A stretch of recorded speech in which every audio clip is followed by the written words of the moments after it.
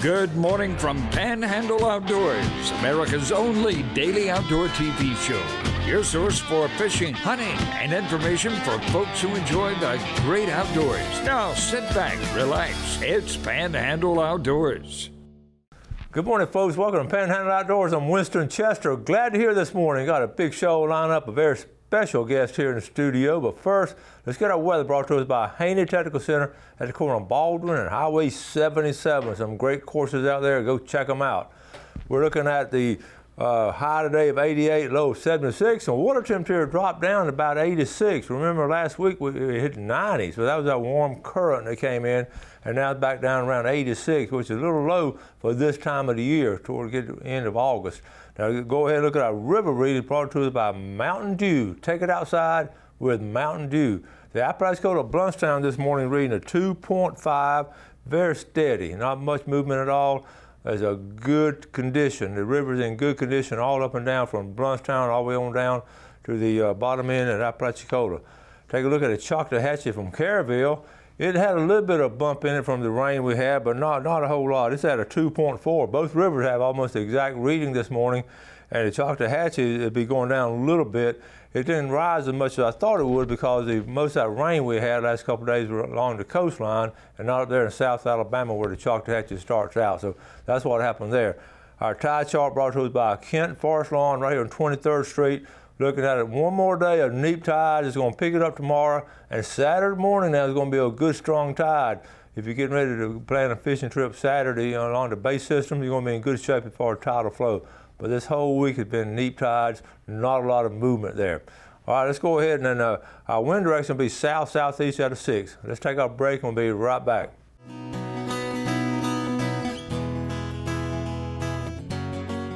Welcome back, folks, and welcome to our guest this morning, Dalton Mask. Good morning, Dalton. Good morning, Coach Chester. How are you? I'm doing great, buddy.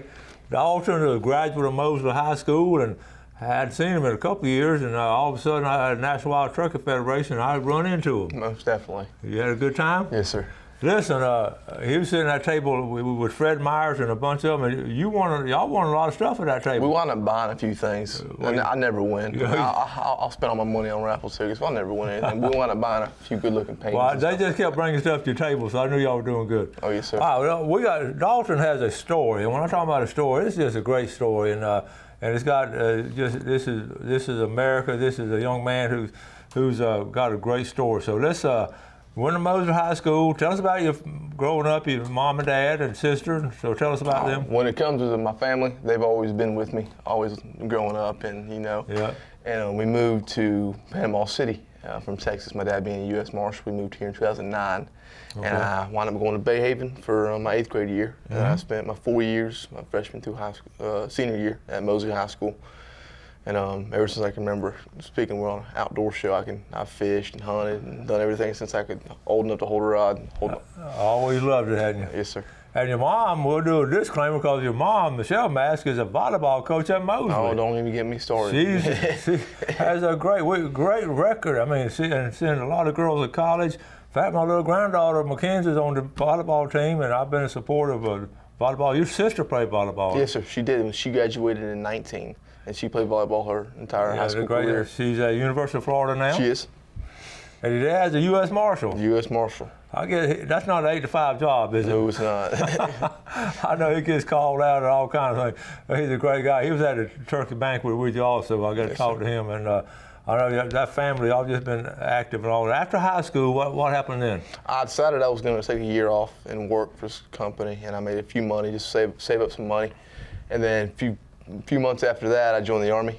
Joined the U.S. Army? Yes, sir. Okay, and what was your goals when you joined the Army? I was going to go to Ranger School. Ranger School, right? I was going to get that Ranger tab on my shoulder. That's a tough one to get through. Yes, sir. And how far along did you get? Well, I was. They sent me to Germany. I was on a hardship deployment in Germany, and I was there for 9 months and wound up having a seizure.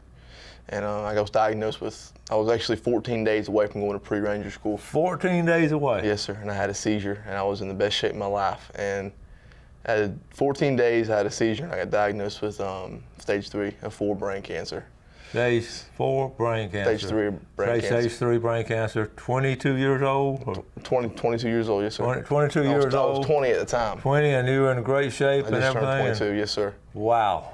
Yeah. And I know that was just a shock and all to everybody. It was. I mean, I had no idea. As good a shape as I was in, there's no way for me to see that coming. When I got word about it, I said, that's not a Dalton Mask. I know he's in great shape and all. And so what's been amazing is following your journey and fighting this and all. You're such a great outdoorsman. Like you said earlier, you love all the things in the outdoors. Yes, sir. And growing up, you're around it.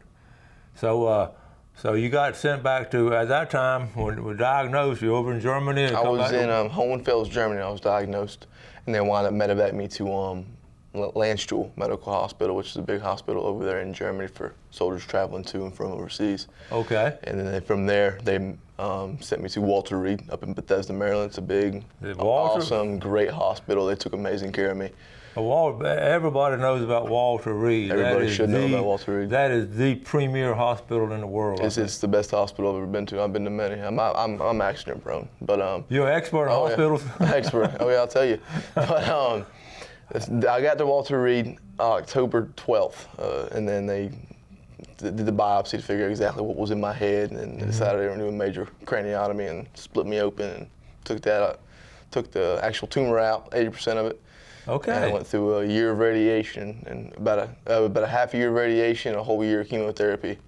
Lost about 50 pounds. Wow. I went from 245 pounds in Germany to 174 here. Wow. Oh yeah. Wow. What an amazing story. Now, how long were you in Walter Reed? 4 months. 4 months in Walter Reed. From October all the way to February. I know I was with your mom some at volleyball matches. I know it's so stressful on them, but boy, she kept that smile and she stayed positive. I know your dad did, and your sister was supportive, and it's your only option. Yeah, a lot of folks were praying for you. I know that. That's what saved me. Yeah, and now you went from Walter Reed to where? I went from Walter Reed, and they did 2 surgeries there. They did my radiation there, okay, and they transferred me to Shands down in Gainesville, so I was a little bit closer to home. Yes. I was still active duty in the Army at this point. You're still active duty in the Army. Okay. But they transferred me to Shands down in Gainesville. UF, go Gators. Go Gators. How long? There you go. How long were you at Shands? I was there. Well, that's where I got my chemo treatment. So I would go to and from Shands and have all my MRIs. I've had hundreds of them. I'm actually going back on next Wednesday back to Shands for another MRI. I was there for just traveling to and from about a year and a half, getting chemotherapy done. Yeah. Wow. We got a lot more to tell. We got some great pictures to show of what he's done in outdoors. So let's go ahead and take a break. We'll come right back with Dalton.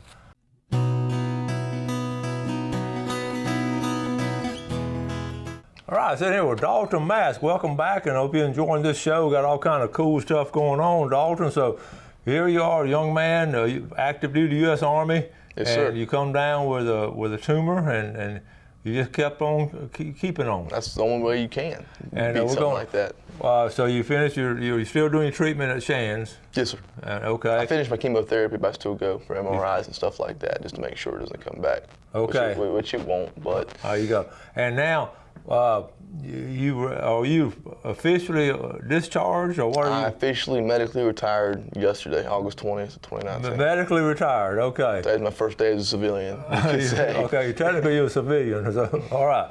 So now, one thing that you and I were talking the other night, and you're talking about how your faith in outdoors has been so strong, and that's what saved you. Yes, sir.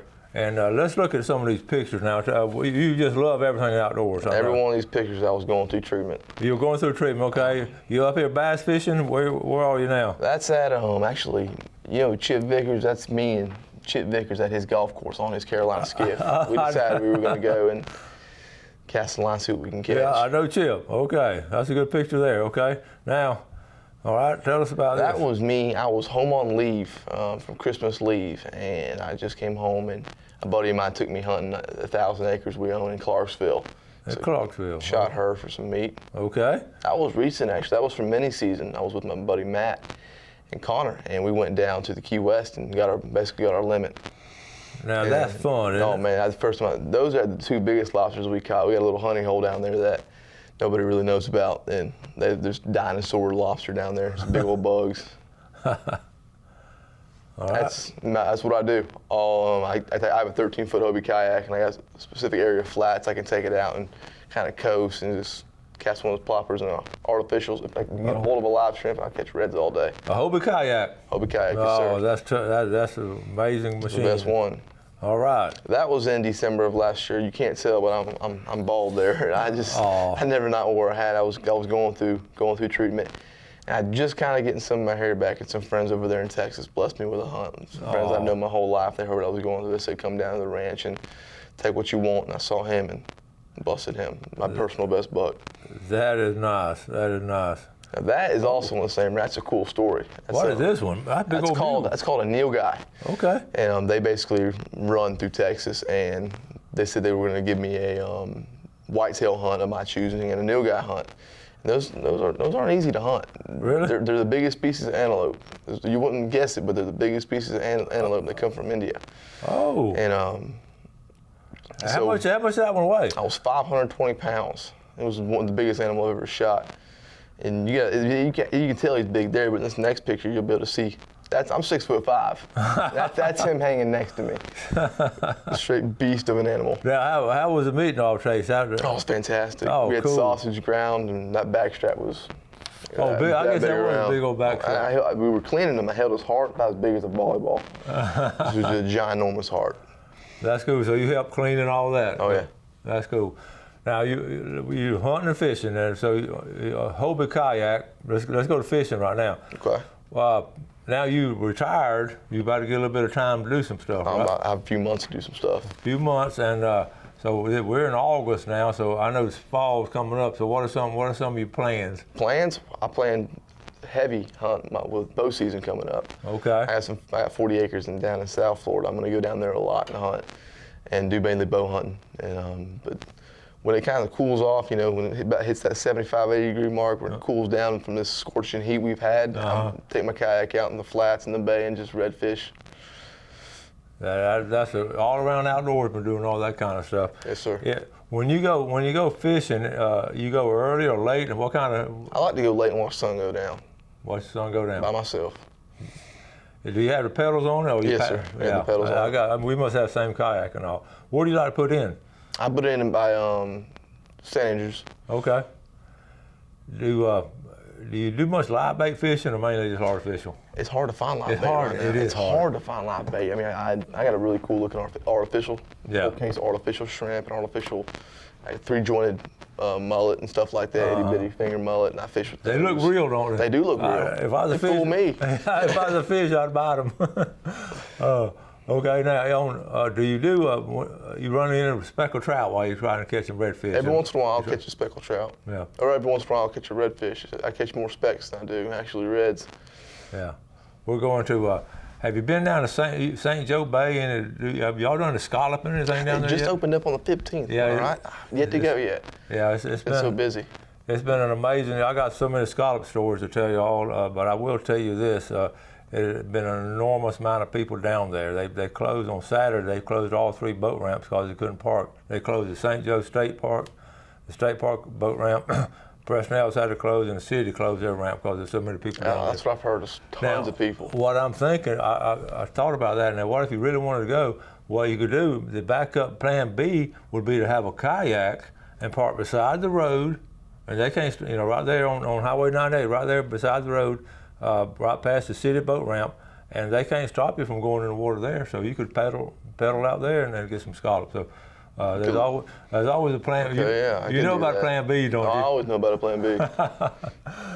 Okay, we're going to take our final break, and we got some more pictures to show you, and we'll be right back.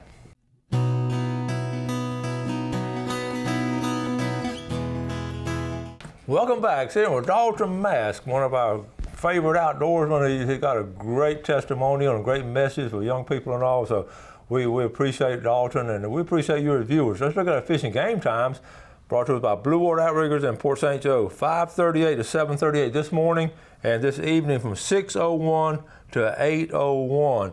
I got a couple of other pictures to show before I get back with Dalton because we got so many pictures I'm getting bogged down with them. But let's go ahead and jump on Harts Marine. They're in the snapper season. Chase got that's the biggest. That's Bubba's son. That's a good snapper. What do you think about that? That's a good one. That's a fine one, isn't it? And then recently, they went scalloping in St. Joe Bay. There's Bubba and Chase, and they had a really good time. So, and we had a lot of folks doing a lot of outdoor stuff. Got some crabs and all, and just all kind of stuff going. That's the thing about the Panhandle. There's so many things you can do. You know, it's limitless, honestly and truthfully. If you're an outdoorsman, it's the best place to be. I tell people the only place in America you can do an outdoor show every day is probably Florida Panhandle. Exactly right. Okay, now let's get back to the alternate. So you're in the U.S. Army, you're retired, officially retired, medically discharged, and so your plans you're gonna hunt and fish as much as you can. Hunt and fish as much as I can. That's one of my favorite things to do. So. Now, when you get in a tree stand, did you send me some more pictures, right? I think I sent you one. Okay. While I'm looking it up, tell folks, what do you think about when you get in a tree stand? So I have I mainly hunt out of a climber. Like I said, I bow hunt a lot, so I'll find a scrape or a trail, and I'll just jump on it and throw some corn out. And if I'm not hunting my box blind, it's bow hunting rifle season, I'll be in a box blind. But the first thing that gets in my head when I get in the tree stand is I'm tired. I'm not gonna lie.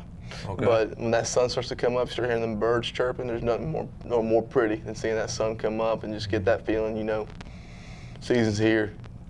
That feeling, you almost have to be there to understand it. You almost have to be in a tree stand and watch that sun come up to understand it completely. Well, I'm glad you have that deep appreciation. This picture here is special. It is. Tell us about this picture here. This is a great picture. So I was diagnosed. This is Mom and Dad. It's Mom and Dad. I was diagnosed, and that's my beautiful mom, my awesome father, and that was me in Tampa for the Wounded Warrior Games, and we were just playing. I believe that medal was for seated volleyball. That's me holding the Army flag.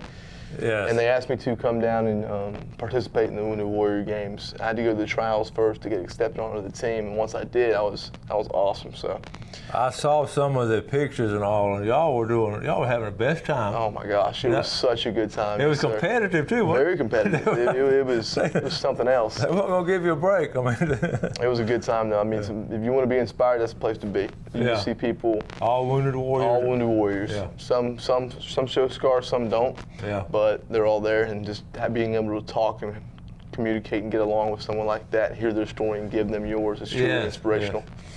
What would you, talking about giving your story and all, what would you, we have young people watch the show and all kind, what would you tell young people this day and time about the outdoors and about, overcoming obstacles? Appreciate the little things, because you appreciate the little things because you never know when those little things could be taken away from you. Like I said, I was 14 days away from doing the job I've wanted to do since I was a 3-year-old boy, and I was told I couldn't do it no more. Yeah. But I didn't give up. Yeah. I was like, I had to stay positive. As bad as it was, I had to stay positive and fight on, and the outdoors really helped me with that, just going out, whether it was in the woods myself and just talking to God by myself, or if I'm fishing in my kayak right when the sun goes down and I'm just talking to God, just me and him, and honestly, he's the one who got me through it. Yeah, and you've been a shining example for so many people, and all. You're a role model.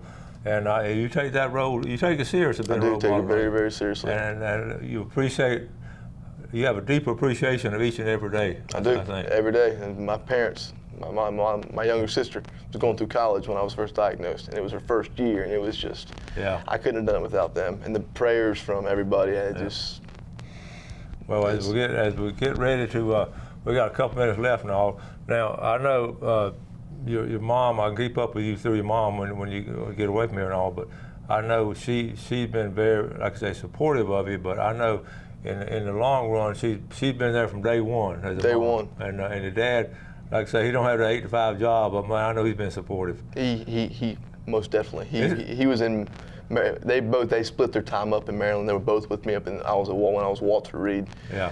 They were both up there with me, and then they would take shifts coming to and from because someone had to work. But I know enough about the U.S. Marshal Organization that sometimes they're gonna get a call at 1 a.m. and they gotta go. And so I know that's been a challenge at times. In itself, yes, sir. Yeah.